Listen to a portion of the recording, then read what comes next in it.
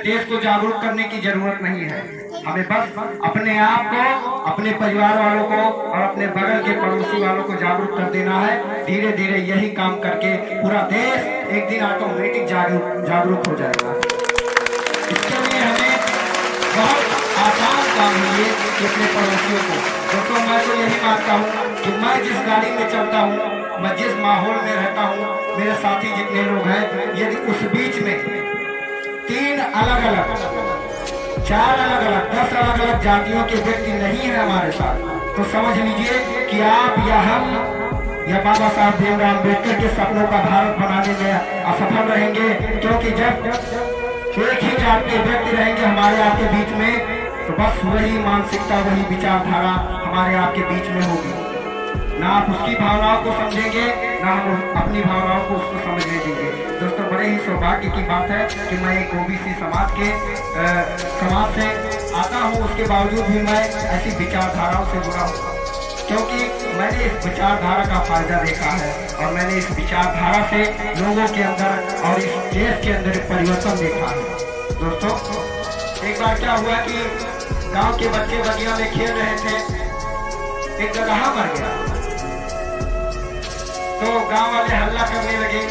3-4 लड़के खेल रहे थे तो गांव वाले हल्ला करने लगे, अरे उसने तो गधा मार दिया, चलो महाराज के पास। और जो मनवादी विचारधारा के लोग थे उनके पास गए और वहां बताने लगे, अरे महाराज इसने तो गधा मार दिया, अब इसको क्या किया जाए।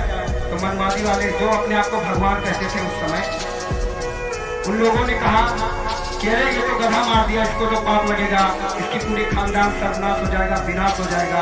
अपने अपने मन गढ़ंत कहानी बताने लगे उन सबको।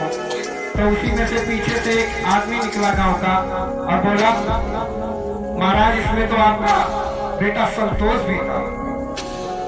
तो उसी पर एक लाइन हो गई कि 2-4 लड़के में संतोष और गधा मरले में नहीं करूँ दोष।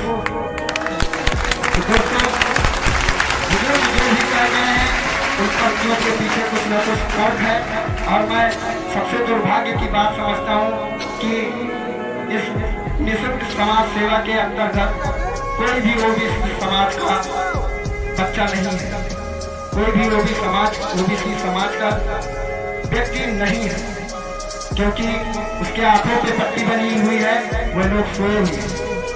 और जहाँ तक चुनाव माहौल की बात करूँ मैं, तो बस चुनाव माहौल के साथ, 2 पंक्तियों के साथ काफी समय हो गया है। दोस्तों माननीय कांशीराम जी कहते थे कि वोट का अधिकार तो हमें मिल गया, और गौतम बुद्ध का यह संदेश था कि आपका दीपक भाव, अपना दीपक स्वयं बनो।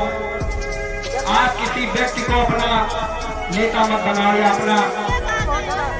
अपने आगे चलने वाले अपना मसीहा किसी व्यक्ति को मत बनाओ। महान समाज सुधारकों के विचारधाराओं को अपना अस्तित्व बनाओ, उनको अपना मसीहा बनाओ, उनके विचारधाराओं को चलते रहो।